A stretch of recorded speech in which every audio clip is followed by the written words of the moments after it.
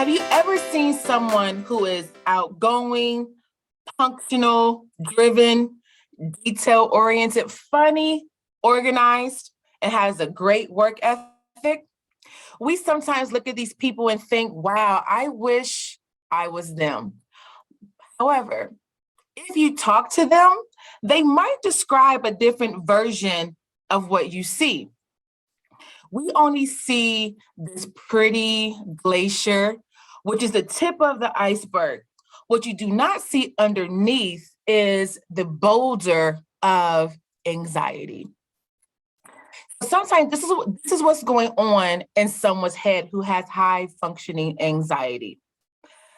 They're constantly overthinking, they seek approval, perfectionism. How many of you out there are perfectionists? They can't sleep. They have a lot of negative thoughts. They are people pleasers, constant worrying, feelings of guilt, and always second guessing themselves. What I'm describing is high functioning anxiety. So let's break this down a little bit. When you see someone with high functioning anxiety, they appear on the outside to have it all together, but on the inside, they are exhausted. Why do you think that is?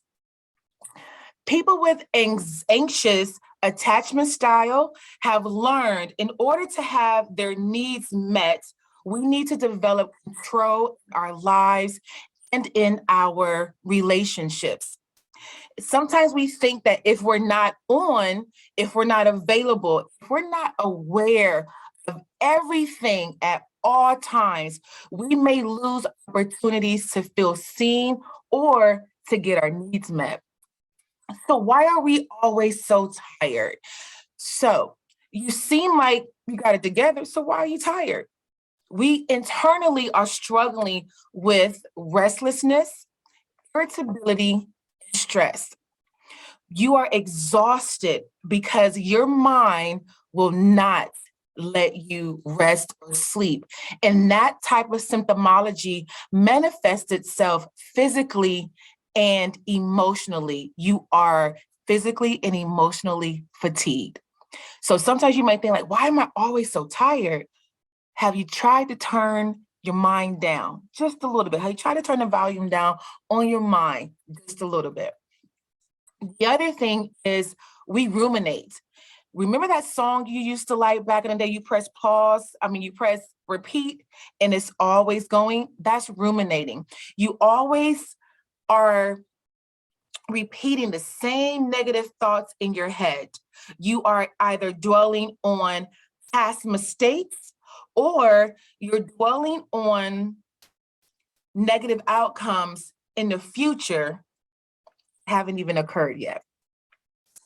People with high functioning anxiety have the inability to say no. And that comes to, that's due to the fear of failure and the fear of letting people down.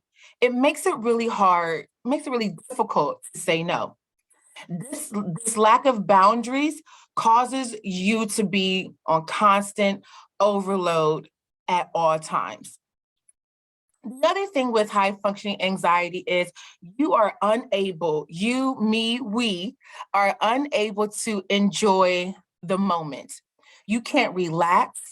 You can't relax or live in the present moment because you are always overthinking something might go wrong, even if in the very moment that you're forgetting to be present in is going really well. When I'm in session with someone, there's a lot of tell signs, a lot of indicators that someone might have an high functioning anxiety. What I like to look at, I look at the hair. Are they pulling out their hair? Some people twist their hair. I look at nails. Nails are a really good indicator of someone who may have an anxiety or like an anxious disorder. I look at their jawline. Do you have like clenched teeth? Is your jaw really clenched? Are you clenching your teeth? Are you always chewing on pens? Look at someone's pen case. You might see or straws or whatever it might be. You always might see teeth indents and someone chewing pins or straws or something like that. But what I want you to also understand is the difference between anxiety and an anxiety disorder. So let's talk about that a little bit, break it down for you.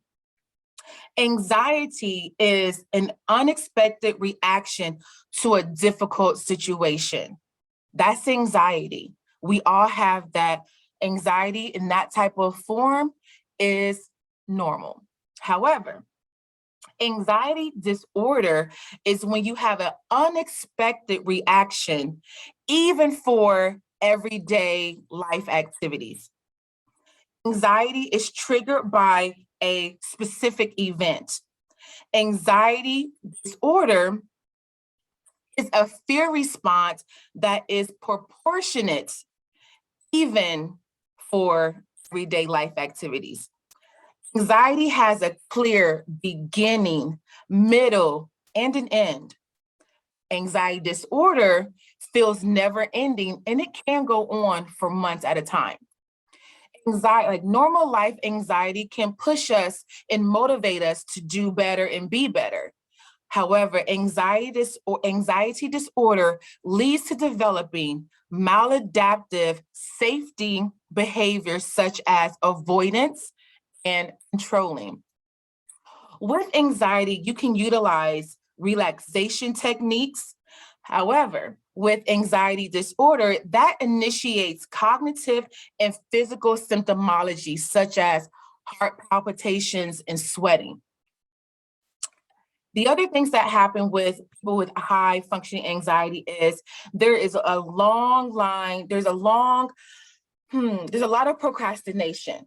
So you wait, and I kind of did that today. However, you wait, and then it's followed by long periods of hard work. And that ends with a crash and can sometimes lead to burnout. So understand what you're doing in your everyday life, some of your, what are you doing at work in regards to procrastination, how that leads to burnout in your job as well. Be mindful of self-sabotaging coping methods. A lot of people don't think that shopping, it can be self-sabotaging and a sign of high anxiety. Withdrawing can be signs of high anxiety. Me, sometimes I eat my feelings. When we say I'm gonna have that ice cream, or I'm an emotional eater, those can also be signs of high functioning anxiety. And to the severity level, some people have excessive drug use and alcohol use in regards to to deal with high levels of anxiety. So what I want you to understand about your anxiety is constantly worrying doesn't prevent things from happening or going wrong. It only prevents you from enjoying the present moment. In reality, the symptoms of anxiety, they can be scary, but they will pass, and they're not dangerous. So sometimes it may feel in that very moment you're in danger, but you're not. You're not in danger, and those feelings will definitely pass. Don't try to avoid, okay? Because avoidance increases anxiety in the long run. In addition, it excessively restricts you in your own life by avoiding. What I also need you to understand is you as a person who are exhibiting or who are feeling anxious, you are not weak. It's okay to be vulnerable. It doesn't mean that you are weak. I need you to understand that anxiety, you're not weak. You are experiencing a normal human response to a perceived threat and or danger.